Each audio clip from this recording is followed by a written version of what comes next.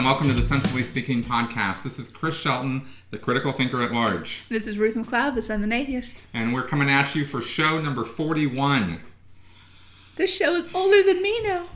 Well, it has been for a while. Yeah. Let's be honest here. Has been for a while. Yeah, so lots of exciting things happening here in the Denver's world of sensibility and skepticism and reason and all that. Mm-hmm. Reason Rally coming up.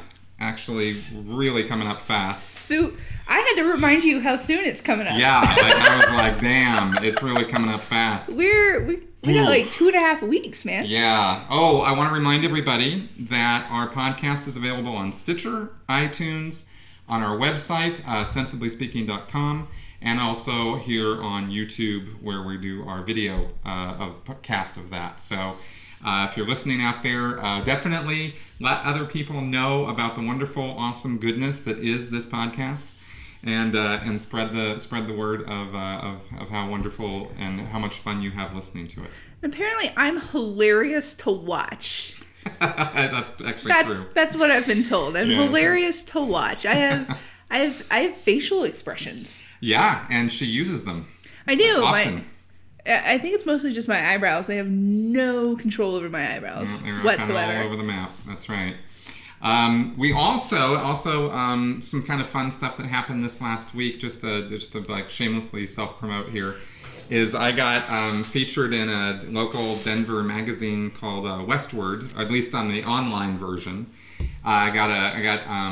I reached out to them to see if they would do a review of my book, Scientology A to Xenu, and instead the reporter for Westward contacted me directly and said, no, actually I want to do a feature on you.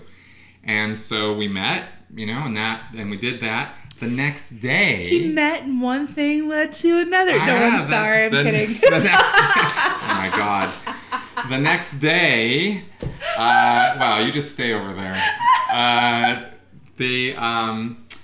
KNU Radio contacted me and asked me to come on their station. Peter Boyles is a local DJ, and he had me on his talk show, and we talked Scientology. Me and the reporter who had interviewed me, who apparently is a old friend of Peter's, and then they were so happy with that Peter asked me back today. So I got up this morning early and went out there, and we did an internet live streaming interview, which I linked to on my YouTube channel. So anyway, so that happened, and Peter was so happy with the interview that he said he's going to read my book. I gave him my book, and he said he's going to have me back in a couple weeks, and we're going to do a 2-hour interview. And I'm like, damn. So I don't, I can talk, but 2 hours, wow. Wow. So. Well, I successfully made a strawberry rhubarb pie.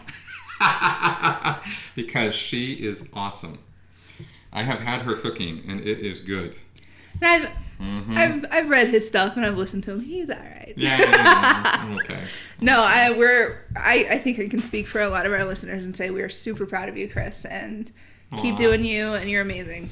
Aw, well, you. Aww. Okay, now we also, paying attention to our listeners, we love your comments, we love your emails, we love your feedback, we really do. And I got a rather lengthy email, which I kind of cut down a bit here, from a man named Rafał Kujawski, and I hope I'm not butchering your name there, I probably am. Sorry. But he brought up a couple points that we will address here, so here's what he said.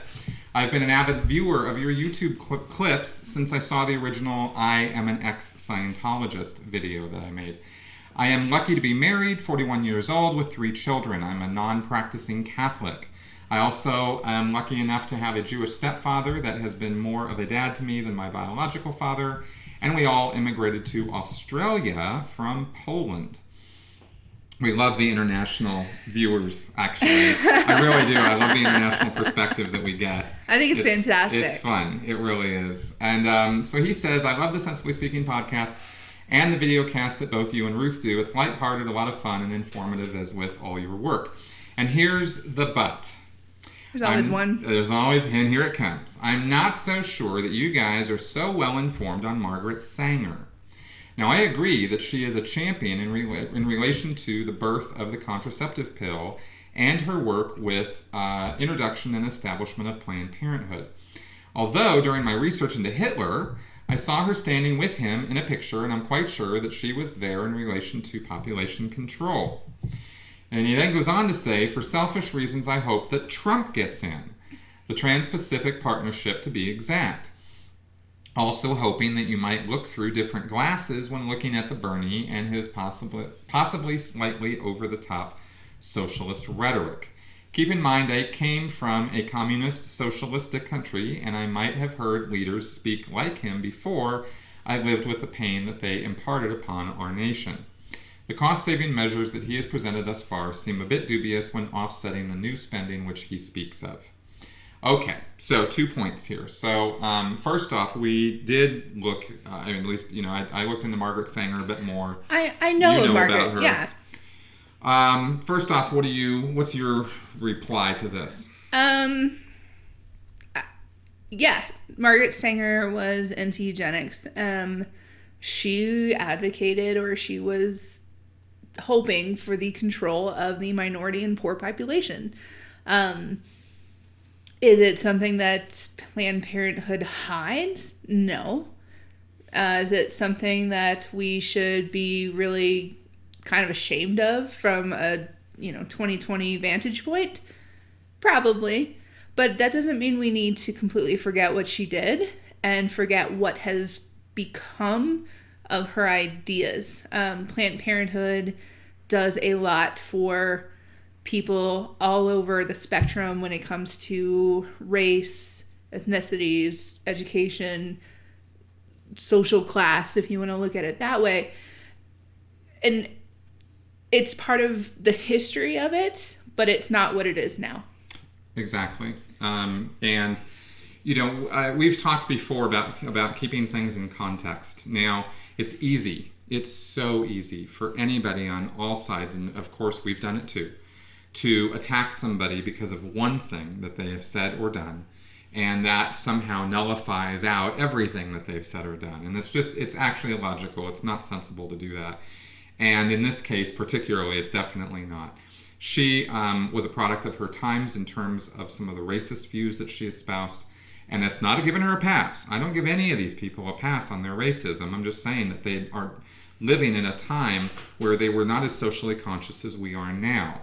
So we can look back and judge them, but if we do so without giving it context, we're not really doing ourselves a lot of favors.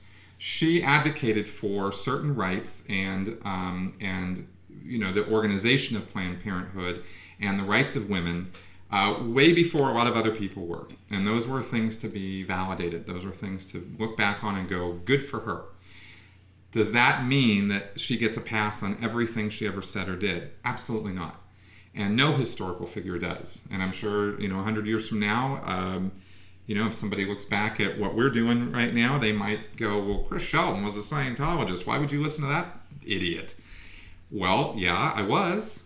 And yeah, I lacked a lot of critical thinking skills when I did. And but to then make the argument that because that was me then, the me now doesn't have anything worthwhile to say or contribute that's not a rational view, right? And so that's kind of how I look at Margaret, is I go, yeah, she had some really screwed up points of view when it came to race, when it came to eugenics.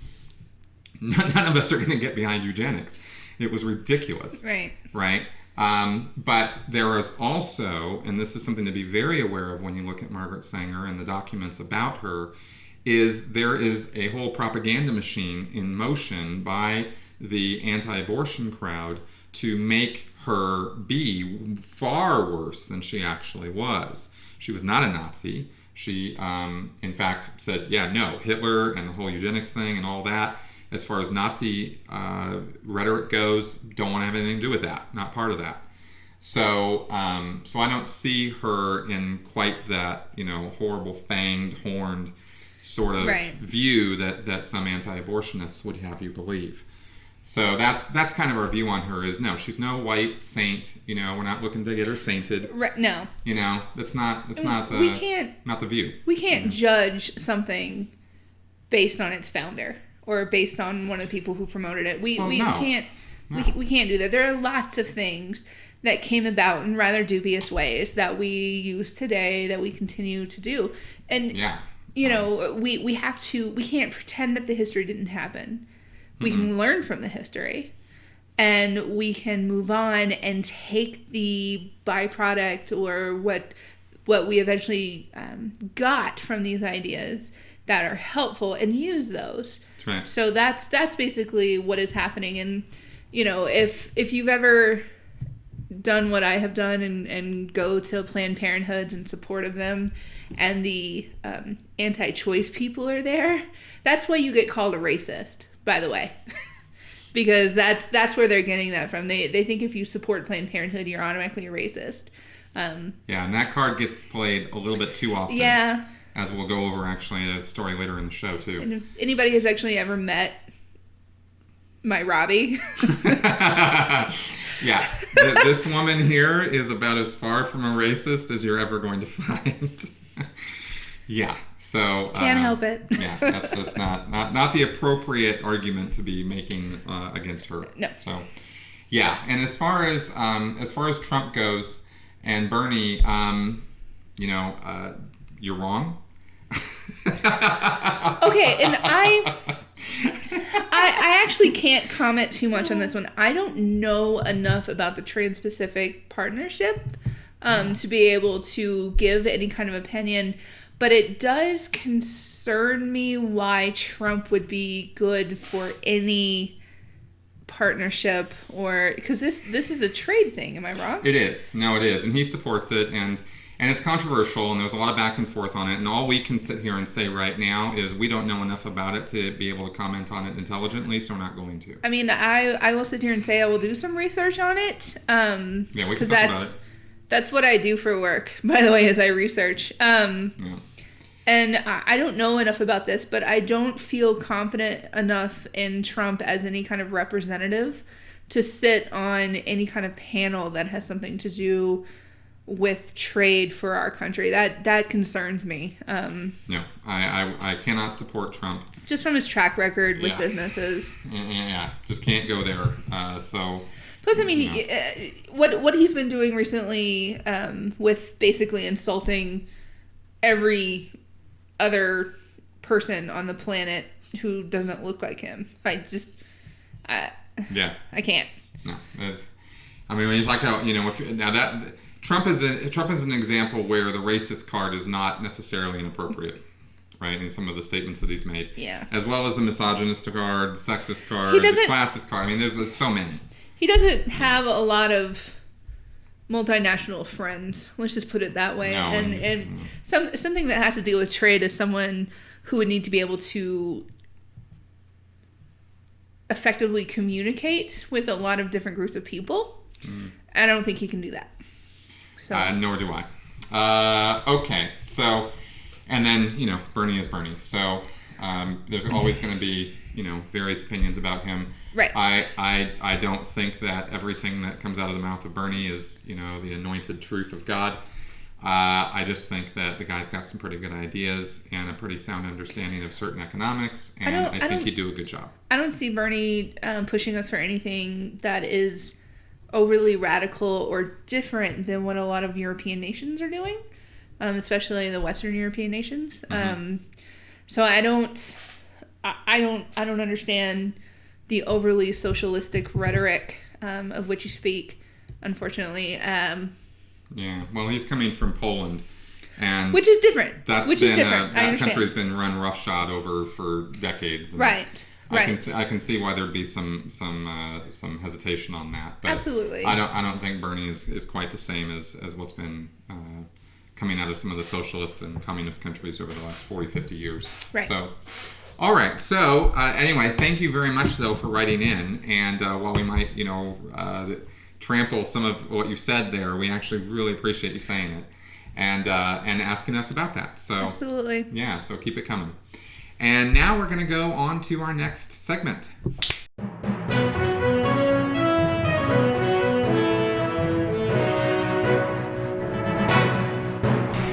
In the news. Okay, so you wanted to announce this one? I found this website, or not this website. I found this article and I sent it to Chris. And we laughed. Solely for the headline. Yeah. This is probably the best headline I think I've ever read. School teaching creationism with video from Islamic sex cult. Yeah. This was from the Daily Beast. I can't really say it without giggling like I that. know. That was really loud and I apologize. It's pretty goofy. This is sort of file this under my enemy's enemy is my friend sort of thing. An Ohio school district is using a video made by a Holocaust-denying Muslim to undermine evolution in science class. And basically what the story goes over is there is a video that's on the curriculum map, and which I guess is the thing that recommends, to teachers what videos and whatnot to show, called Cambrian Fossils and the Creation of Species, which is part of the 10th grade science education. And the video talks about the Cambrian explosion and how that's proof that evolution, didn't happen. And it's one of these sort of debunked arguments that's made by creationists against evolution. And so the thing that gets missed, and it's we're not trying to blow this out of proportion. This is not like the end of the world, but it is kind of amusing. This video, it says blink and you'd miss the Islamic connection in the video. A black screen flashes for less than 1 second that says this film is based on the works of Harun Yahya. In the right corner, there's a gold bubble that says Muhammad is the messenger of Allah in Arabic. So just like that, it flashes on and off. So this is not like, overtly pushing some sort of Muslim message, which is probably why it's on this curriculum map. And, I'm going to interrupt you really, really fast. Yeah. When I started reading this story, I was very concerned as to why they're even allowed to teach this. Well, that's the whole real point of this. But do you want me to go ahead and read that, or do you have a plan? Am I trampling on your plan? Go ahead. Go right ahead. So part of the reason that the district is actually able to teach creationism is because Ohio is a local control state, and districts select and implement their own curriculum to serve their community. So basically, the town came together and said, yeah, that one. Yeah, exactly. And I don't know that they really understand the consequences and ramifications of what they are doing, because they're pushing this message that is Bible-based, based on their religious beliefs. And they think that it's a smart move to present this as some sort of, both sides of the issue or something, or both sides of the debate. Right. And the fact of the matter is that when it comes to the science of it, there is no debate, and there are no both sides. That's where we kind of lose it on this. The phrase that religious people like to use is teach the controversy. Right. It's not a controversy. Right. It just didn't happen that way. We know evolution is happening. We know it has happened. That's what's happening. That is the truth of the matter. There's no... It's not a controversial issue. There's no uproar within the scientific community as, oh, no, it's this, and they don't really know, and maybe it's this. No, they know. Right. It's not a controversy. Exactly. So, there's a lot of very interesting things to know about evolution, and I'm hoping in the coming weeks we will actually have a guest on who is an expert on the subject, and we're going to break some of this stuff down. But the idea that somehow creationism is a valid scientific argument, or as they phrase it now, intelligent design, right? Is some sort of a valid scientific argument is like saying that there should be an argument for the boogeyman on Halloween. It is so outlandish, so unsupportable by anything resembling real science. Right. And that's the protest that we have with teaching it in school. Is you go to Sunday school and you learn creationism. You don't do it in a public school where you're supposed to be teaching children facts. And this isn't like a matter of, schools against Christianity. It's, you can pick whatever intelligent designer that you want to stick in there, whatever creation story you want to put in there. it doesn't matter. It has no place in a school setting, especially one in a country where we have the Establishment Clause. But unfortunately, there are plenty of states in our union that allows this. Yeah, exactly. Because the politicians who are overseeing these districts have their own religious beliefs, and they think those beliefs trump their, the separation of church and state. And we disagree with that on a fundamental philosophical level. This is why we need more people to get out and vote. Pretty much. The amusing thing about this, of course, is that this video is being put out by an Islamic cult leader. And this guy actually runs a cult. Yeah. He has women that he has. Can we figure out why it's a sex cult, please? Well, what happens is because this guy uses the women that he's got under him. I mean, we're talking about cult time now. To perform sex acts on influential political and financial figures who come to his meetings. And so he can use that. He records it and uses it as blackmail against them so that they will support him in his cause. And this guy actually thinks that he's some kind of a God figure. He's declared, never openly declared that he is what's called the Mahdi, a messianic figure in Islam whose coming will signal the end times. And he said that he's never openly declared that he is the Mahdi, but he says that he cannot deny that he shares the physical characteristics of the Mahdi. And so he's been running this cult and using these women, and because they only engage in oral sex and anal sex, it's not violating Muslim principles. Oh, no, don't you know? Yeah. Going up the wrong hole, that's God's loophole. There's a song about it, I swear. It's hilarious. I'll send it to you one day. Yeah. No, that's the loophole. Yeah. So they're using a video from this guy who runs this cult in order to teach creationism in schools. So you just kind of go, wow, really? Like, really? Has it really gone that far down the line? And yeah, it really has. Thank you, Ohio. I cannot understand how conservative people in Ohio even chose this particular one. I mean, if there is even a flash of Arabic writing on there, I can't believe they were like, hold on there, y'all. Mm-hmm. Yeah, no, it's goofy. It is totally goofy. Sorry for the little interrupt there. We have our next story. Yeah, let's move on from the cult. Now. I can talk about that all day just That's because right. Well, it's really, so I mean, it's just there's so many issues. It's just ridiculous, and it just goes on. And it on points with out. this. You're right. It points out so many different issues, and it's just leave it out. I mean, seriously. I really, honestly support people's right to teach creationism in Sunday school or at home, at the church, at home.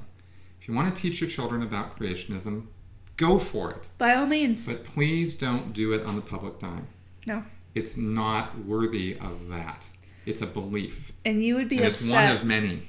You would be upset if somebody tried to teach their personal religion to your child at their school. Exactly. So just kind of step back from the rhetoric for a second and look at it from somebody else's point of view. And I think you'll see why this is an issue. Yeah. Now, this might surprise people that when I'm talking about this, but there's again some points here to be made. This was of all things reported on Fox News, but we did do a little fact checking on this, and this did check out. And this is a Texas pastor who accused Whole Foods of gay slur on cake, drops his suit and apologizes. And basically, the bottom line is that there was a Texas pastor who is openly gay, and he sued Whole Foods in April. Because he said he got this, he went and bought a cake that he said had true love written on it. No, love wins. Or love wins, sorry, that's right. And he went and picked it up and took it home, and it had actually, love wins, but then it said the F word across the front of it, or some slur, some gay slur. Starts with an F, and they blanked it all out, so I don't actually know what it said. Oh, I know what it says. Do you want me to say it? Sure. It says fag. Ah, okay, good. Yeah. So, there you go. And so the warning graphic language. Yeah, exactly. Anyway, so turns out that he faked it. Of course he did. Now, this guy went and got on TV. He got a lawyer. They were making a big deal about this. Whole Foods was getting embroiled in it, and it never happened. He actually just just took the thing home, undid the little sticker, wrote it on there, stuck it back on, and made it look like, So I've been engrossed with this ever since it first started, because I was kind of like, really pompous Whole Foods finally did something wrong besides the whole asparagus water thing. So they released the surveillance footage of this guy buying the cake. He is walking up to it and he's standing with it, and it has a clear top. You can clearly see the entire top of the cake. And he put the cake down. The cashier took it and took the label, the barcode sticker, off the top because it wasn't stuck to anything. It was still on paper. It was still on the paper. So he took it off and he scanned it and he handed it back to him. And then when the guy posted his video proof that he didn't mess with the cake, it was taped onto the box and it was sealed. And sorry, Chris. Go. The person that he is claiming did this, the woman who worked in the bakery section of this Whole Foods, is a member of the LGBTQ family. Like she's like, are you telling me that I wrote fag on here when I'm a fag? Are you kidding me? So Whole Foods, before this man came out and said, I faked it, Whole Foods put a countersuit on him. Mm-hmm. And so this man has since dropped his original claim, but Whole Foods, last I heard, had not dropped their counterclaim. No, and they're probably going to go for it. And I hope they don't. No, they really shouldn't. And I wanted to bring this up or mention this, of course, because we're accused of bias all the time. Of course we are. And we didn't just go, looking for digging up dirt or something. This came across our feed the same way most everything else we find does. Like I said, I've been engrossed with this for weeks. Yeah, but here's the thing, right? Yes, we might have our own personal opinions and ideas that tend to be rather left-wingish, especially on social issues, but I want to definitely make it clear that I believe that, in fact, I know that there are extremists on the left end of things just as much as there are extremists on the right end of things. There are, and I've made videos about this, I've talked about this. This is just part of critical thinking, that there are no groups that exist anywhere that do not have extremist elements in them, or people who are willing to lie, cheat, steal, defraud, or do horrible things for their side because they feel justified, because they feel that they have the moral high ground. Right. It's just part of our human nature that there are people who are like that, and right. They get into these groups. And it doesn't, that goes beyond any political position, moral position, religious position, any of these groups, right? And this is an example of this on the left, on the far left, right? Is some guy who decided to take it into his own hands to lie, cheat, and try to make out Whole Foods as something worse than it really was in this particular case. And this man he's a gay man, he's a pastor, he's an African American. So Chris said, surprisingly, this came from Fox News, and I would counter that and say, of course this came from Fox News, because they're looking for the left-wing screw-ups more than anybody. I think. No, I agree. I was actually saying, surprisingly, Fox News, because we're down on faux news so often that the fact that we would cite a story from Fox News is, I think, surprising. Right. Well, I mean, they're going to be the ones who are going to give this the most coverage because it shows exactly what they want. You have a false prophet with the whole preacher portion. You have a black man who also happens to be a gay man, and that's just what they want to be able to, poke at it a little bit harder, that these people are terrible people. And this man, who he is, part of him is that he's a black man, part of him is that he's a gay man, part of him is that he's a preacher. That doesn't mean that he's a fantastic, wonderful, amazing human being. Right. People all the time could have this, quote unquote image of what you would think a good person would be, and they're terrible people. And sometimes the person who looks like the biggest bad guy is the biggest softie. So I mean, exactly. This is one of those where he's out on our side, but he's a dick. Exactly. So anyway, don't want any stereotypes here. And here's an example of breaking those. If anybody thought that we were operating on those stereotypes, that all minorities are always good or anything like that. And I don't generally think that people got that idea from what we were saying, but you never know out there. So that was that story. Now, the only political thing we're really going to talk about this week was something that I wanted to follow up to something we talked about a couple weeks ago with Bernie. And Bernie being, I talked about the fact that I looked at him in a symbolic way as well as an individual. And, I got feedback on that no, Bernie's not just a symbol. We do want him. We want that guy. And that's fine. And so, some people in his movement do not consider him just a symbol.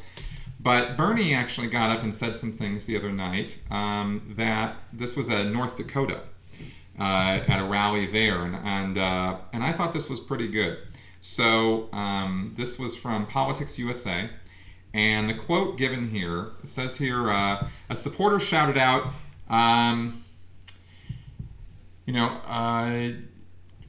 Sanders asked, what was the truth? And a supporter shouted out, you, right, replying to Bernie. And Bernie said, no, that is exactly not the truth. The truth is you, not me.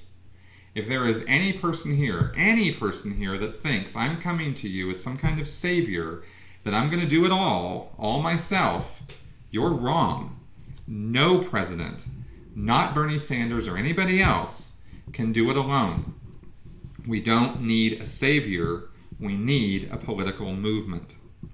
And I think that's, Bernie himself laying it down, that is his, if he's got something he's trying to accomplish, that's what it is. That's why he's the truth. I'm sorry. I had to say it. Like, it's been on my tongue for like an hour from when we were talking about this. Yeah. That just, that is the epitome of someone who is trying to make sure everyone understands that it needs to continue on whether he wins or not. This needs to keep going. And the fact that he's not making it about himself, even though we try as hard as we want to make it about him, it's not about him. And he's trying to remind us that it's not about him. And so I think he's a fantastic human being, and I hope he stays in politics. If he wins, awesome. If he doesn't, I'm sure he'll stay in politics. I hope he will. Yeah, exactly. And more importantly than that the people who are following him stay involved. Yes. Keep moving forward. I've talked about the idea that, not Trump, right, which forces us to, this position of having to vote for Hillary when, we're not really Hillary supporters here, but, when it comes to, being between the devil and the deep blue sea, what are you going to do? Right in Bernie Sanders. Yeah. That is definitely an option. That is something I am legally allowed to do, and I'm gonna do it. Okay, and I'm not gonna say not to. Actually, I'm not. Been giving this a lot of thought the last few weeks as to what to do about this situation, and I guess really when it comes down to it, if we should, I think a responsible and sensible message to push is vote your conscience. Yes. Do what you think is the right thing to do, and make your voice be heard in that direction. Unless it's Trump. Chris will never admit to saying the things that I am saying, but I'll say it. Please don't vote for Trump. Right. Please. Right. Don't make me beg. I have really cute pants on. I do not need to be on my knees right now. Shh. I know the jokes are happening. Shh. Don't do it. Don't vote for Trump. No, please don't. All right. Now, Washington Post reports on an interesting story here. The Milwaukee frozen custard shop defends English-only policy.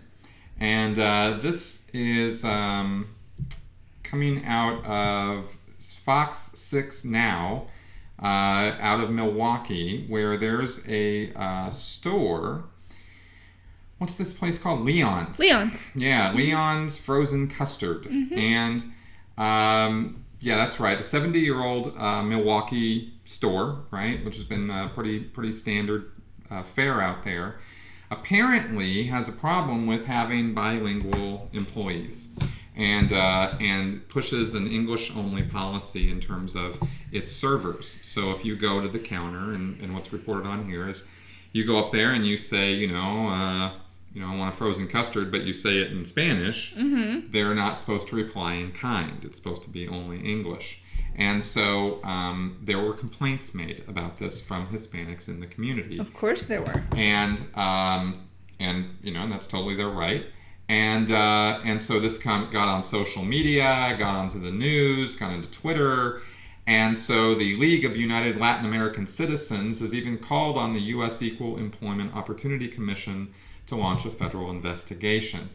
And of course, there's a whole Twitter, boycott Leon's campaign going. Now, that's all fine. And people can, have whatever views they want to have on that. Here's one thing that I wanted to point out about this story. Kind of similar to what we were talking about earlier with the gay pastor, where you'd think if we're left-wing biased, right, then we should be getting on the bandwagon of calling this guy a racist. And clearly, he is a racist because he won't allow his employees to be bilingual or speak Spanish to his Spanish customers. And that must be racist. But I would like somebody to please explain to me how this man can be racist when he's married to a Hispanic woman and has Hispanic children. The owner of this place is saying, some pretty, fairly Midwest conservative stuff, right? We're in the United States, and, we can't be the United Nations. They got translators. We don't, this kind of thing. He said hey, come on, it's America. We've spoken English for a long, long time. So you go, okay.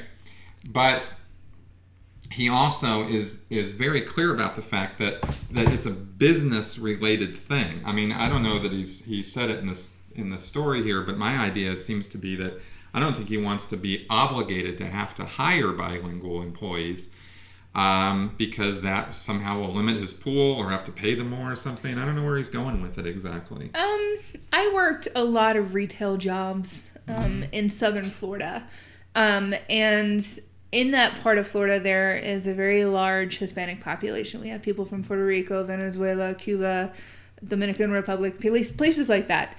And I can't speak a lick of Spanish. Not at all. Like, none at all. And so people would come in and they would start speaking Spanish to me, and I had to go, whoa, can't do it. And, I've had people get mad at me before because I can't speak Spanish. And it's been helpful when you have a coworker who can speak Spanish. Right. They're not always there. But I've had people who can't speak English still figure out a way to communicate with me. We can figure it out. And I've also seen a lot of places who are trying to hire more bilingual people, which I understand it's discouraging as a non-Spanish speaker to try to find a job, and it says, oh, we prefer someone who's bilingual. It's like, well, can't apply to that job. So I have mixed feelings about this one. Mm-hmm. On a business side, I do not think that this man needs to be attacked the way he has been. Well, not playing the racist card, and I wanted to point out how fast that card comes out quickly, and how it's it's ad hominem. It's an attack on the guy's character. Mm-hmm. I think if you're going to attack his character, you can attack his business sense, because I don't think he has much of it. Yeah. I think that this is a very poor business decision because. For example, some of the Latinos in the community are saying, I believe if I can ask for a product in my language and have somebody there that can speak it and understand me better, it's going to be better for him. Right. I would agree. It's going to attract more Latino customers, and at the end, he's going to show a better heart about how he feels about the Hispanic community. Right. I completely agree with that. Right. If you're in a Hispanic community, or you have a sizable portion of the community that's Hispanic, it would make business sense to me that you would put some people there that can speak with those people in their native language. Why not? Yeah. Right? So that's sort of my take on the thing. But but again, this sort of this lefty thing of let's jump on this guy as a racist. No, the facts don't warrant that. Right. Now somebody might go, well, you call Trump a racist. And I'm going to point out that Trump has spoken specifically and derogatorily about Mexicans coming over here, and has all but said, in fact, not even all but, he has directly stated that most of them who come over here are criminals, rapists, horrible people, right? And then concedes, well, some of them might be okay. Right. How is that not racist? When you come out and specifically say a group of people is A, B, and C, and those are negative things and not true, then yeah, you're going to be called a racist. This man made a very bad business judgment. I don't fully understand where he's coming from. But again, I mean, we can, look on the side of people saying, well, this is just a man who wants to run his business the way he wants to run his business. Okay. Fine. I just don't understand, if you already have people who can speak the language working for you, why wouldn't you let them? Exactly. It's just bad business sense. So, it really is. Yeah. So people are going to be like, oh, well, this is America. You guys speak English. We don't have a set language. That's never been a thing in the United States. We have never said our national language is English. That's never been a thing. I've had to actually explain that to a lot of my coworkers in Florida when they would be like, oh, all these Spanish speakers coming in here. They need to learn English. That's our our country's national language. I'm like, no, it's not. Never has been. I don't think it ever is going to be. And actually, I learned French, and some of the words can translate over, so I used to do that. I would try. I really wish I learned Spanish, because I think that would have been way more helpful. Well, I grew up in California, and I did take a couple years of Spanish because, of course, it was going to be helpful. Of course you did. So, and I muy pequeño, but don't speak a lot, okay? But I remember the basics. So, okay, so that was that point being made. And then, last but not least, we're not going to... There was a interesting and unexpected consequence of the transphobia going on with bathrooms that I wanted to talk about. Remember how he said we're not going to talk about it anymore? I know. And we all knew that wasn't happening. Well, it was intended to be that way. We all knew it wasn't going to happen. Why do you lie to us, Chris? But, well, check this out, okay? Now, again... I sent this one to him, too. Exactly. Her fault. Well, because... Unexpected consequence of this is that actual cis women, and I only use that term because to identify that these are women who were born women, are still women, identify as women. In other words, they're women, like every sense of the word. To anybody's idea of what a woman is, that's what these women are. The reason we say cis is because to say, oh, a normal woman... Yeah, that starts... That's not what you want to hear. No, it starts getting derogatory towards the trans community. No, exactly. I don't want to do that. So call me cis all you want, because I totally am. So are you.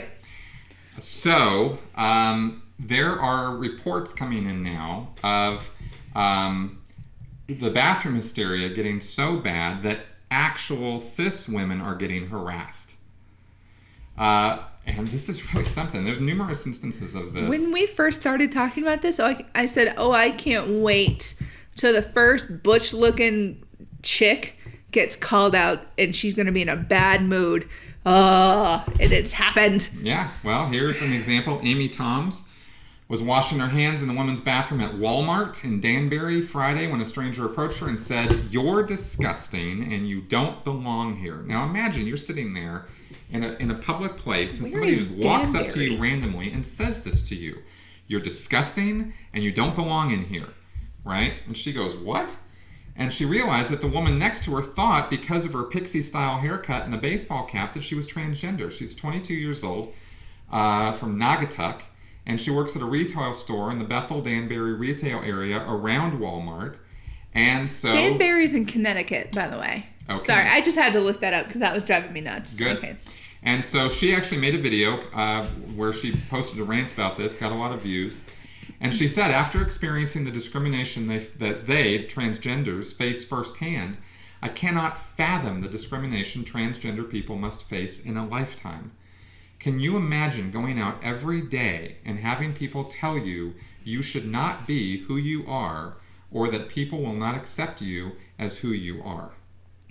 Now, here's another Dallas Observer reported. This one's creepy. Case in point, the man who heroically, has sarcasm there, barged into a woman's restroom at Baylor Medical Center in Frisco on Thursday to make sure, so this is a guy who barges into a woman's restroom to make sure that Jessica Rush, who manages a local health food takeout place, was peeing in the proper place. Now, she was, for the record, and her situation isn't particularly complicated. Rush was born and identified as female, has no plans to change it.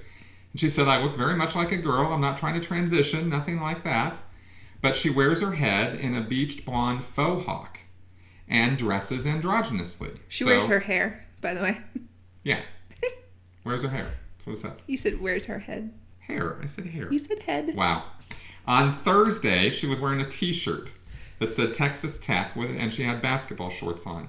And so the guy busts into the bathroom, and it's all very confusing. And when I saw you enter, I thought you was... And she's like, a boy? And he goes, yeah, it was kind of confusing. You dress like a man. And then he walks away. Okay, dude, you are now a guy in the women's restroom. You are now the creeper. What the fuck is wrong with you? Hello. Exactly. Right? Then we have another SBS reports... this was horrible. This is an unnamed woman tries to convince... There's a video of this, and we got the link to this story below. You can see all this stuff. There's lots of videos here. The unnamed woman tries to convince 2 male police officers and 1 female officer that she's a woman. Her friends are there saying she's a girl. And the police ask the woman for identification to prove her sex, and she's like, get the fuck out of here. I don't have to show you anything. No, you don't. So they pick her up and manhandle her out of the restroom, calling her sir. So, then the police eventually tell all the woman's friends, who are still vouching for her, you can all leave if you want. So, wow. Come on. Seriously? The police now have to feel like they have to go get involved and beat up on some woman who is a woman because she doesn't fit some mold they think women should look like. This is disgusting. Maybe I should shave my head. Just because. Ugh. Then I'd love to see someone argue with me about going into the bathroom. Yeah. It's like, do you really want to come in here and watch me change a tampon or something? The hell are you doing? Back off. Yeah. And they tell us to be more like ladies. No, fuck you. Yeah. Same thing happened again at a Giant in northeast Washington, D.C., where a female security guard went in and hauled a woman out of the bathroom and was calling her derogatory names and pushed her all the way out of the store. Right? Oh my God. Just flat out. So, what is happening? Well, what's happening is it's called insanity. That's what's happening. Insane. And these people really need to catch themselves, and put themselves in check, because it's outrageous, this inequality that's going on, and now we're mistaking real women for trans women in our paranoia to control the bathrooms. This is really, really out of control. All right. And this is going to go right into our next segment. I need us to have a podcast where I don't end up just sitting here saying I can't. I know. Because I can't. I know. Well, okay, so... this is insane. And I want to highlight that I am absolutely positive, although, this is just... conjecture on my part, but I'm feeling very positive about this conjecture, that this is a result of media hype, right? We're seeing this stuff in the news, and passions are being inflamed over this, and like we talked about, a couple weeks ago, there's this idea that we have to protect that we have to watch out for these poor kids and these poor women in these bathrooms, that these horrible men are going to go in there and do these awful things. And there is zero statistical proof that any of this is necessary. It is utter propaganda. It is a propaganda campaign that is actively being run against the transgender community. It's not random bits of news here and there. Somebody's pushing this.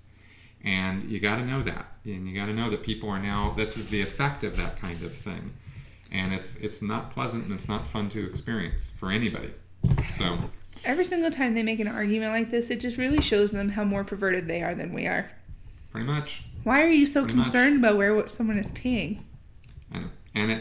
And of course, just like we've said, it's the water fountains weren't the issue in the 50s. The bathrooms aren't the issue in the 2000s here. It's not. Has nothing to do with it. It has to do with hate. That's what it has to do with. My eyes hurt from rolling so far in the back of my head. Yeah, it's pretty bad. But on an up note, we are going to go into our next segment. What are you talking about? What are you talking about? What are you talking about? All right, and this week's segment is actually this is some of the best, most favorite stuff I've read in a very long time. I love this stuff, and I think you guys might too. The idea that the world is going to hell in a handbasket, the idea that things are worse now than they ever have been, the idea that we've never faced such a moral crisis as we have now. The sky is falling. That violence has never been so bad. School shootings, gun control, all these things, right? The sky is falling. Yeah, like all of this stuff. We're dying. Guess what, folks? It's not true. It's not true. And I just it's so kind of empowering, kind of gets you to a happy place to realize that. Now let's go over some of this, and you'll see what we're looking at. First off, and I thought some of you guys might appreciate this, our first article on this comes from John Pavlovitz, and he is a Christian, and he has a blog, Stuff That Needs to Be Said, and one of the things he says here, the Christian myth of America's moral decay. And he writes here, quote, "This country is in moral decline. I just wish we would return to our Christian values and turn back to God." Okay, so you hear this refrain, right, from Christians. And this is, again, I want to keep in mind, this is a Christian writing this. He says, "I came across this comment on a social media thread tonight, and as a Christian, it made me more than a bit nauseous. I hear this sentiment from fellow believers often, and whenever I do, I always wonder just what Christian values they'd like America to return to. To women not being able to vote, to people owning slaves, to segregation, to street pistol duels and packs of vigilantes meting out justice in the town square, to organized crime running urban police forces, to women being marital property. Are these the old-time religion days these folks openly pine for? The days when America was apparently so much more reverent, so much more righteous, so much more godly than it is today?" The guy has a point, right? Everything isn't terrible, at least not more terrible. Now here's where he actually gets into some pretty good commentary here. People have always been bigoted, petty, and ignorant. They just all didn't have free 24-hour self-promotion machines where they could advertise as much on a regular basis. And of course he's talking here about the media and social media. There have always been corrupt governments, contemptible politicians, and hypocritical religious leaders, only now we have more people armed with the resources to unearth and expose them. Gross injustices against the poor, the LGBTQ community, women, immigrants, and people of color have existed since America was newborn. We just didn't have phone cameras to broadcast it to the world and to make it commonplace. And finally, teenagers have always followed the rush of their raging hormones into all sorts of regrettable messes. They just didn't have Snapchat to preserve it for posterity. So, these are some good points being made. Right? But beyond that, there's actually even more. And Hemet actually has an article about this on Patheos. This was written by guest contributor Randall Rouser. "Dear Christian, the world isn't getting worse. In fact, it's probably getting better. Now he says here, not all Christians believe the world's getting worse, but those who hold to what is called premillennialism do. And they tend to dominate the evangelical conversation in North America. In premillennialism, the expectation is that the world will get worse and worse overall until Christ enters history and establishes his peaceable millennial kingdom. Right? And so he goes on to talk about, now this man who's writing this is a seminary professor and has been for the last 15 years. And he says, I regularly encounter this pessimistic perspective in my students. I continue to be dismayed at how many Christians blithely assume things are getting worse. But I've found one simple way to shake up their perspective, and I love this. I borrow a famous thought experiment from philosopher John Rawls, in which Rawls proposes a way to envision the just society. Here's how my version goes. Imagine that you're about to be born, but you do not know what gender, ethnicity, or socioeconomic status you will have when born, nor do you know whether you will have a physical or mental disability. With that in mind, would you rather be born into North America in 1800, 1900, or 2000? Kind of get the idea? Wow. Mm-hmm.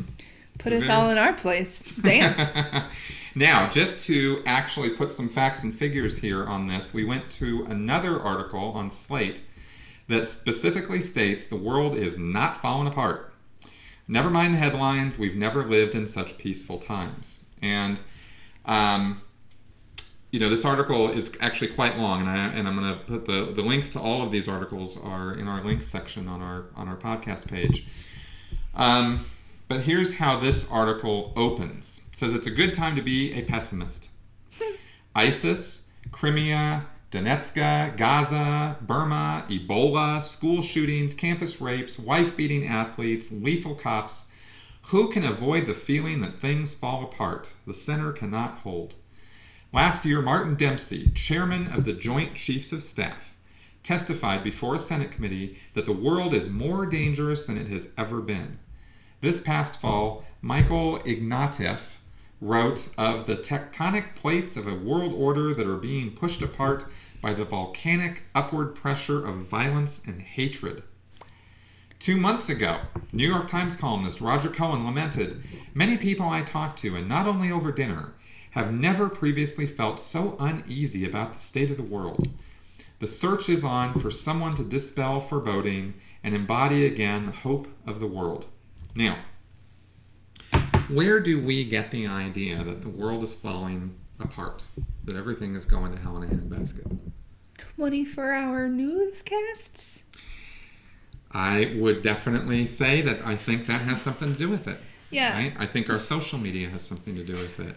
I think that rumors have something to do with it. I think that, and this is not any kind of new thought whatsoever, that those who have an agenda to make this a dangerous world are doing so because it is in their interests to do so.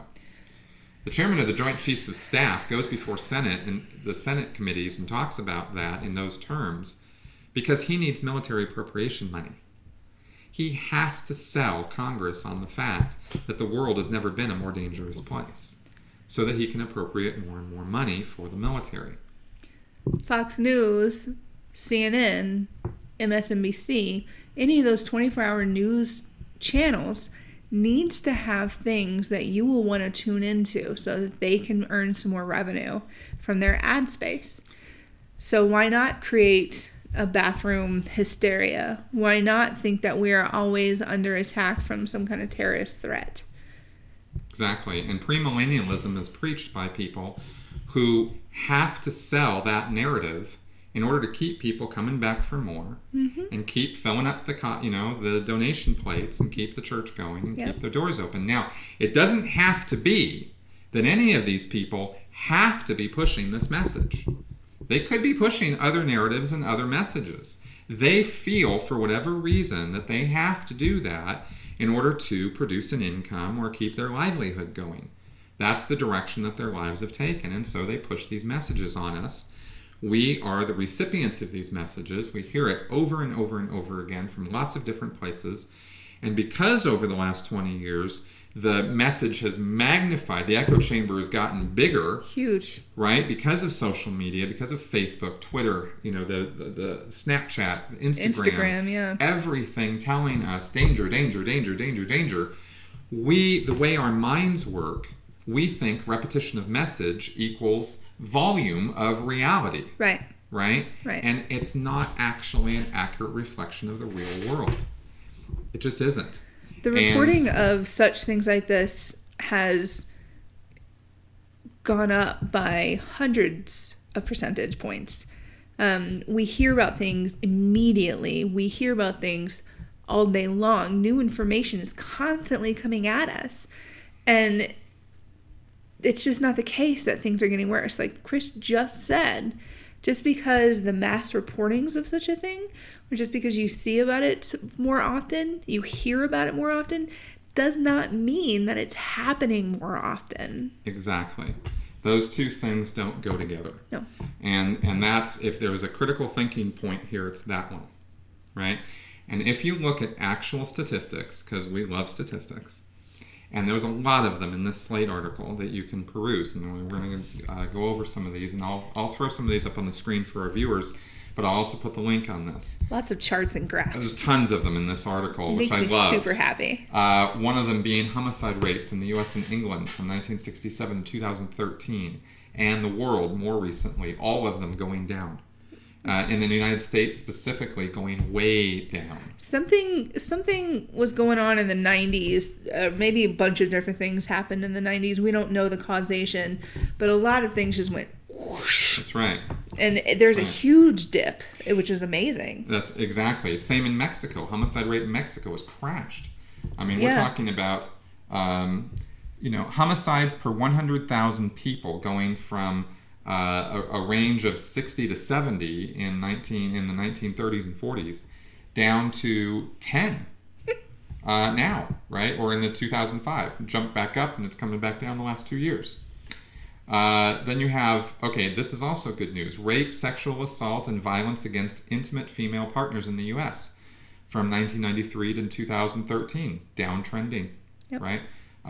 Going from victims per 100,000 women going from 1,600 down to 600, right? That's a substantial drop. Now, none of this means that it's not happening, that it's not important when it happens, that we shouldn't do something about it. Right. Not the point at all. It is it getting worse? Right. And the case for it getting worse is not in these statistics. Chris and I are not trying to belittle any of these crimes that are still happening. Mm-mm. Our point is that it's not getting worse. Exactly. And for most of these, it's getting better. That's right.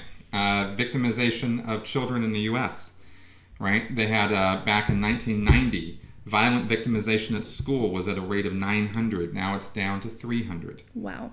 Right? These are significant declines, right? There are more democracies in the world now than there ever have been, whereas autocracies are down, right? That was actually a cool graph to see because they actually crossed. They crossed paths. It was really neat. In 1990. Yeah. The trend lines for genocide and other civilian killings point sharply downward. The prevalence of mass killings from 1945 to 2013. Well, come around between 1990 and 95, and it's going up, up, up, up, up, and suddenly it is going down, down, down. Right? We're talking about mass killings now. Now, we have definitely gone, to quite extreme language in our earlier podcasts about the mass shootings that have happened at schools, because every single one of them is a complete tragedy that we hope can somehow be prevented.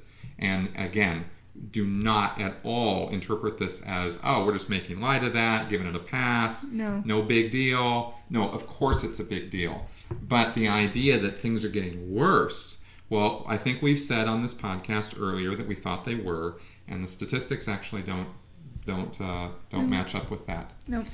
So there's a number of statistics on this that basically show that things are getting better in terms of violence.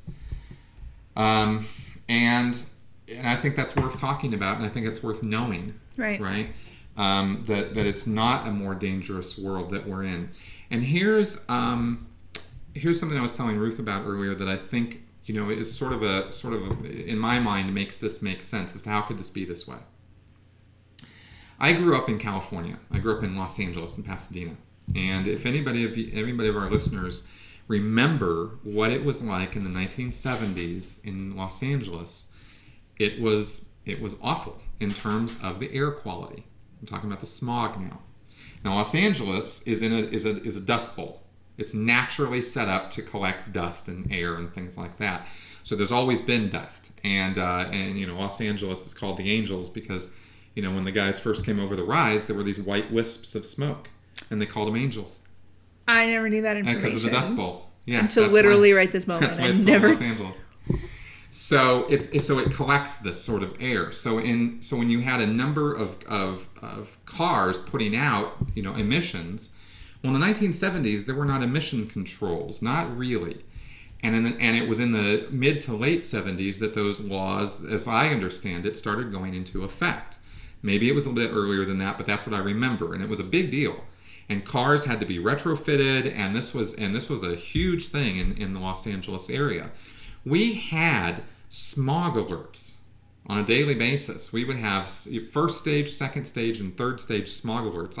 I lived within sight of some mountains, and there were days during second stage smog alerts where I couldn't see the mountains because of the smog. And I grew up with breathing problems because of this, right? My mom wanted me to, she wanted to get us out of Los Angeles because of that. And when I hit high school, we did. So when those emission controls went into place, I come back to Los Angeles in the 1990s, right, when I joined the Sea Organization.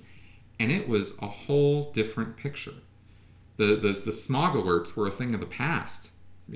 As far as I could tell, I never even heard word of it. It was ancient history.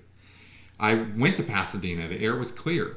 Drive around in LA. The air was relatively clear. Now, it has its bad days. It's got its muggy days and whatnot. But you compare the skyline of Los Angeles now to the skyline of Los Angeles in the 1970s, you're going to see two completely different pictures. We put regulations into effect that made that happen. And then we kind of forgot about it. People, who thinks about him? Who thinks about that? But then it's just like shit, I have to get an emissions test. Damn it. That's right. One more aggravation out of my day. Exactly. And when you see a heightened awareness over the last 20, 30 years of bullying, of inequality, of LGBTQ, civil rights, human rights, that sort of thing, there's no question that we have right now a heightened awareness of all of those things, way more than we did 20, 30, 40 years ago, right? We're all more aware of that. And that raised awareness puts us in a position where when we see it going on around us, we will tend to do something about it. There's plenty of videos and proof of that, which you can see done as social experiments or various things on YouTube where people create situations of bullying. I watched this the other day. It made me cry, actually, because there was a couple kids who were videoed on a park bench with another girl, right? And they were bullying her, but they made sure to do it around an adult. And the experiment was, what would the adult do? Right. And there were so many instances where the adult stepped up, went over there, told the bullies, it's not okay what you're doing. Stop doing that. And actually sat down next to the girl or called the girl who was being bullied over to them, got into conversation with her, told her that was not cool at all, right? No. And actually stepped up and did something about that. That's what people actually normally do. Is they do good things, and we concentrate our attention on the psychopaths and we lose sight of the good nature that the majority of us actually have. And I had mentioned before, I wonder what happened in the 90s. This is not a causation, this is correlation. We got the internet. That's right. And I think, this is just my own personal hypothesis, please do not come at me and ask for scientific data. So within my sociology classes, I would learn that the suicide rates were higher in rural areas, and it was thought that that was because people don't have access to friendships or someone to talk to, or resources as easily in a rural area than you do in a city. So my concept is the internet made our world more like a populated city, where we can have listeners from Australia. We can have listeners all over the world. Mm-hmm. And we can talk to them. We have ways to be able to translate and speak to one another. So we've kind of become this global community more than I think we've ever been. That's right. And more than we generally on a day-to-day basis appreciate or even understand. Right. Right? There are factors at play socially and culturally that go way beyond us and affect us and affect our daily lives. Right? So, and I just think that it's a way for us to better connect with one another, mm-hmm. so that homicide rates are going down, bullying's going down, because violence against women. We're starting to learn about it more, and we're starting to have some kind of global empathy for each other. That's what I like to think. That might be like the wonderful, touchy-feely, happy, liberal sociologist in me that I want us to be all friendly. That's what I'm hoping is happening. I'm sure there's plenty of factors to it. We're making ourselves more aware of it and getting the message out easily. We're learning from our past. We're not making the same mistakes anymore, and that's helping us all the way around. And so, that's right. And plus, we're getting more educated. Without question. And the proliferation of information, the availability of information out there to almost anybody in the world is amazing compared to 50 years ago, right? And these things have impact. They make a difference on all of us. And I think going back to that thought experiment, what would your answer be? Would you really like to be born in 1800 as let's say a mentally handicapped person, or as a woman? No. Right? 1900? Would you really want to be born then? I think if you took an honest assessment of what life was like then, the answer would irrefutably be that you would rather be born now. I'd rather be born in 3000. I want to know what's happening. That's one of my biggest things. It's like, crap, I have to die. I want to know what we're going to do. I know, me too. Me too. All right, folks. So with that enlightened approach to life and living this here, we're going to wrap up our show. Again, we encourage you to please, spread the word about this podcast to your friends and relations or whatever, because we, are looking for more viewers out there. We're going to be at Reason Rally in the next few weeks. Really looking forward to that, and we hope you guys will join us there. I think it's going to be a lot of fun. And if you have any comments, feedback of any kind, put them in the comments section below of our YouTube channel, or send them to us by email at our website, chris@sensiblyspeaking.com. Or Ruth@sensiblyspeaking.com. All right, folks. Bye-bye. Thanks, y'all.